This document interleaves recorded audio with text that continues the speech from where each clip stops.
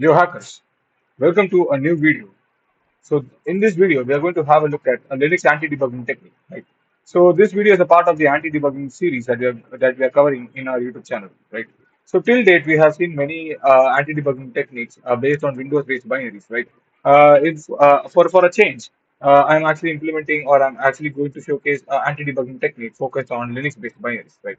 So let me get into my Linux system where I have Kali virtual machine here, right? And I have two files here. One is something called as a PTRACE, and which is a compiled binary, which is the actual binary, and we have the C binary, which is of course the uncompiled one. It actually contains the source code, right?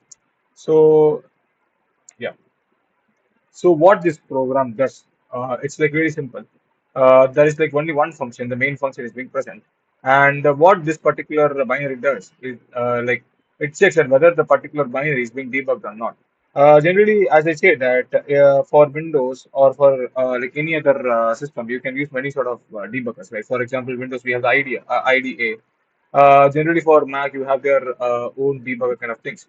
And the same way, for Linux, we have two main debuggers. The one is one GDB, right, and the second one is reattach, right. Uh, and GDB is of course the most famous one till date, used for debugging purposes, right. So generally, what happens here? This program checks that whether the particular binary is being debugged. If it is being debugged, then it will print like what bro, it's very wrong, bro, debugger detected. If not, then it will print like no debugger detected, right? So the core functionality of the binary or of the checking is actually present in this particular line within this if statement, right? So generally, this happens with something called as a function in C, known as the ptrace. Ptrace actually stands for process trace. Generally, it's been used to trace the state of a binary, that whether it is being debugged or not. And if you have a look at the parameters being passed, this is the crucial parameter, right?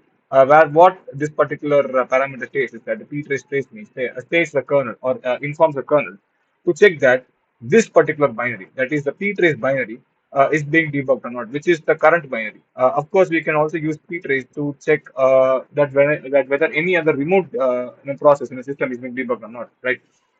So yeah, and if it is being debugged, it will actually it will store the value of -1, which is something known as the zero x f, f, f, f, f, f, and it goes on in the RX register, right? So the right, yeah. So the bypass mechanism is like very simple. That we need to change the value from -1, that is being 0xFFFF to 0 in the RX register, and once done, we will be able to bypass this trick, right? So for a demonstration purpose, I'm just going to run the binary ptrace without any debugger being attached, and it says no debugger detected. That's fine.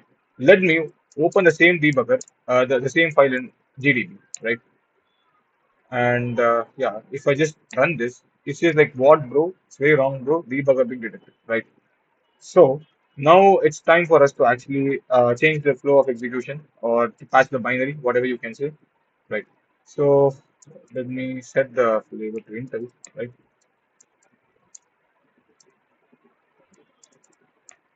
Yeah. So if you have a look at the disassembly, we have a compare statement here, right? Which is the crucial thing. And as what I say that the 0x FFFF, which actually represents -1, right? And of course, the value is being stored in R, it's being like comparing with the value being stored in RAX, right? So we need to change this particular value, like from -1 to 0. So for this, I will actually set up a breakpoint over here. So